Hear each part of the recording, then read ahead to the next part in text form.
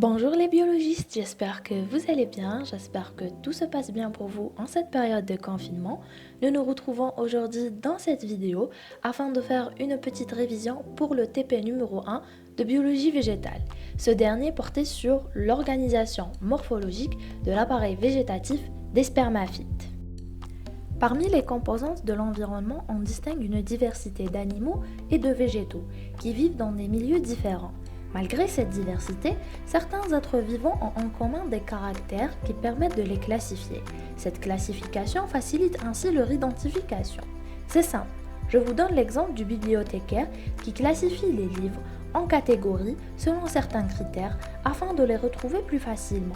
Il en va de soi pour le monde du vivant. Il faut savoir que le monde du vivant est subdivisé en deux grands domaines, le domaine des prokaryotes et le domaine des eucaryotes. Pour le TP de biologie végétale, nous allons nous intéresser au domaine des eucaryotes. Ce dernier est constitué de 4 règnes. Le règne des protistes, le règne des champignons, le règne des animaux et le règne des végétaux.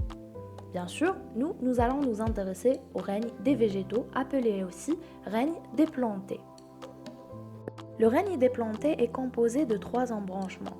L'embranchement des bryophytes, l'embranchement des ptéridophytes et l'embranchement des spermaphytes. Les bryophytes sont des plantes caractérisées par un cornus rudimentaire ou imparfait. Ils sont dépourvus de racines et de tissus conducteurs. Chez les bryophytes, on retrouve essentiellement les mousses. Contrairement aux bryophytes, les ptéridophytes ce sont des plantes vasculaires, c'est-à-dire elles possèdent un tissu conducteur. Elles sont dotées de tiges, de racines et des feuilles, mais dépourvues de fleurs et de graines.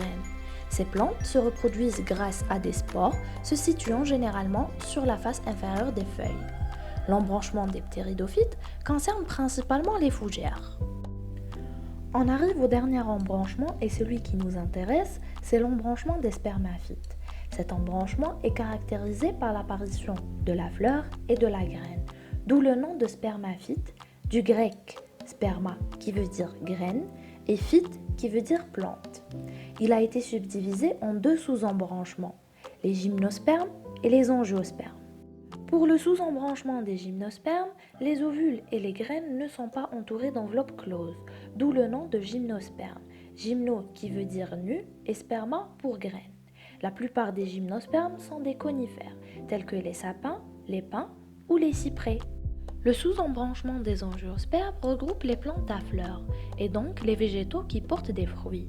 Angiosperme signifie graine enveloppée, en grec par opposition au gymnosperme. Il représente la plus grande partie des espèces végétales et comprend 2 classes, les monocotylédones et les dicotylédones.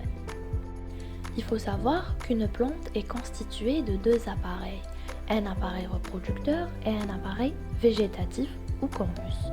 Ce dernier se compose de 2 parties, une partie aérienne représentée par la tige et les feuilles et une partie souterraine représentée par le système racinaire.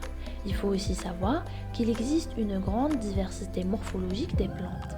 Il y a des plantes herbacées, des plantes ligneuses buissonnantes ou encore des plantes ligneuses arborescentes. Une plante herbacée, c'est quasiment toute plante qui n'est pas un arbre. Une plante herbacée a des caractéristiques de l'herbe. Elle possède une tige souple, verte, tendre et dont le cycle de vie est annuel ou bisannuel. Une plante ligneuse est une plante qui produit en grande quantité des lignines telles que le bois, ce qui donne à la plante une certaine rigidité. Contrairement aux herbacées, les plantes ligneuses vivent pendant des années, donc on dit qu'elles sont vivaces ou pérennes. Maintenant, nous passons à la description de la partie souterraine.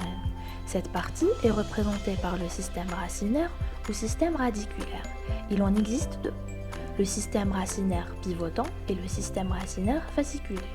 Le premier est constitué d'une racine principale, à partir de laquelle sortent des racines secondaires qui émettent à leur tour des racines tertiaires et quaternaires. Les plus petites racines sont appelées radicelles. Contrairement au système pivotant, le système fasciculé est dépourvu de racines principales où toutes les racines ont à peu près la même taille et se présentent sous forme de touffes. Je vous rappelle que les racines ont pour rôle l'absorption de l'eau et des sels minéraux, la fixation au sol et parfois elles peuvent avoir le rôle de réserve, comme la carotte, la betterave ou l'oignon. Ce que nous consommons, c'est les racines et non pas le fruit. À présent, nous passons à la description de la partie aérienne. Nous allons commencer par la tige. Il faut savoir qu'il existe plusieurs morphotypes de tige. Parfois, on la retrouve sous la forme dressée herbacée, sous la forme rampante, sous une forme souterraine. On peut aussi la retrouver sous une forme creuse. Il existe aussi des tiges grimpantes qui peuvent être volubiles, c'est-à-dire qu'elles s'enroulent en hélice autour d'un support. Elles peuvent être à grands pans comme le lierre ou à vris comme la vigne. Par ailleurs, il y a le style du palmier dattier par exemple, qui est un faux tronc. C'est une tige robuste sous forme d'axe cylindrique. Au niveau de la tige, on retrouve parfois quelques appendices ou des structures secondaires qu'on retrouve chez certaines plantes et qu'on ne retrouve pas chez d'autres. On a les vris, les crampons, les stipules, les épines ou des poils fins. Désormais, nous passons à la description des feuilles. Les feuilles peuvent être simples ou composées. Une feuille simple est constituée d'un limbe et d'un pétiole, contrairement à la feuille composée, où le limbe est constitué de plusieurs folioles. Les feuilles peuvent être pétiolées, c'est-à-dire qu'elles ont un pétiole, ou apétiolées, appelées aussi sessiles, dépourvues de pétiole, comme elles peuvent être aussi sessiles engainantes, c'est-à-dire qu'elles engainent la tige.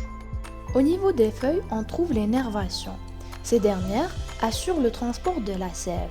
On a deux principaux types de nervations, les nervations parallèles et les nervations ramifiées. Celles qui sont ramifiées, on a deux types. Pennées, où on remarque qu'il y a une nervation principale à partir de laquelle sortent des nervations secondaires, et le deuxième type qui est palmé, où on remarque qu'il y a plusieurs nervations principales à partir desquelles sortent des nervations secondaires. La phyllotaxie des feuilles, c'est la disposition des feuilles au niveau de la tige.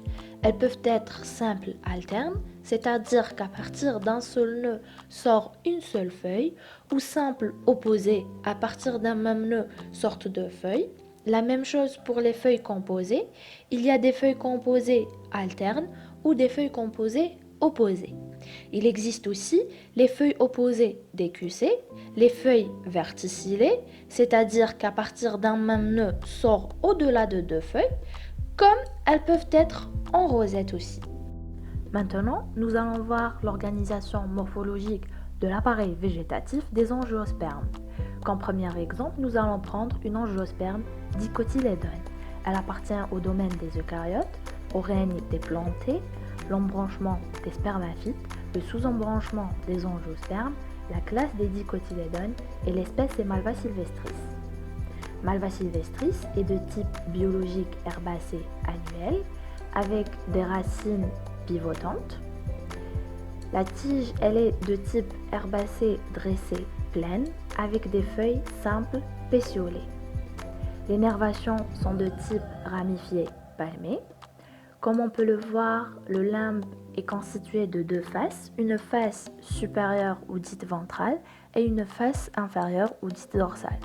On peut bien distinguer qu'au niveau de la face dorsale, les nervations sont beaucoup plus apparentes. La phyllotaxie des feuilles de Malva sylvestris est simple alterne. Au niveau de la tige, on retrouve les bourgeons apicales qui assurent la croissance en longueur et les bourgeons axillaires qui assurent la croissance en largeur. Deuxièmement, nous allons prendre comme exemple une angiosperme monocotylédone. Elle appartient au domaine des eucaryotes, au règne des plantées, l'embranchement des spermaphites, le sous-embranchement des angiospermes, la classe des monocotylédones et l'espèce est Avena sterilis. Avena sterilis est de type biologique herbacé annuel avec un système racinaire fasciculé. La tige d'Avena sterilis est de type herbacé dressé et si on faisait une coupe transversale au niveau de la tige, on va trouver qu'elle est creuse, donc on dit qu'elle est chaume. Les feuilles sont de forme allongée. Elles sont engainantes avec présence de ligules. Les nervations sont de type parallèle. Et la phyllotaxie est simple alterne. Il faut savoir qu'il existe deux principaux caractères distinctifs entre les angiospermes monocotylédones et les angiospermes dicotylédones. Le premier étant le système racinaire. Chez les monocotylédones, le système racinaire est toujours de type fasciculé. Par contre, chez les dicotylédones, il est toujours de type pivotant. Le deuxième caractère est le type de nervation. Chez les monocotylédones, elles sont toujours parallèles. Par contre, chez les dicotylédones, elles sont toujours ramifiées. Elles peuvent être de type palmé comme elles peuvent être de type peiné. En dernier, nous allons prendre comme exemple une gymnosperme. Elle appartient au domaine des eucaryotes, au règne des plantae, l'embranchement des spermaphites, le sous-embranchement des gymnospermes et l'espèce c'est Pinus alpensis. Pinus alpensis est de type biologique ligneux, arborescent, vivace. Il forme une essence forestière et résineuse, c'est-à-dire que ce type d'arbre pousse en forêt et qu'à partir duquel on peut extraire des huiles essentielles. Le système racinaire est de type mixte, c'est-à-dire qu'au jeune âge, la plante est caractérisée par un système pivotant et qu'à l'âge adulte, les racines adventives se développent de manière importante pour constituer un système racinaire fasciculé. L'équivalent de la tige chez les gymnospermes, c'est le tronc. Les gymnospermes sont fortement ramifiés. Les feuilles peuvent avoir une forme d'aiguille, elles sont chlorophylliennes, ce ne sont pas des vraies feuilles, donc on les appelle des pseudophyles. Elles peuvent aussi avoir une forme d'écaille, comme le cyprès. Sur ce, on arrive à la fin de la vidéo. Je vous remercie d'être resté jusqu'ici. Likez, partagez et abonnez-vous à notre chaîne YouTube ainsi qu'à notre Instagram. En barre d'infos, je vous ai laissé un formulaire. Je vous invite à y répondre. Je vous dis au revoir et à une prochaine vidéo.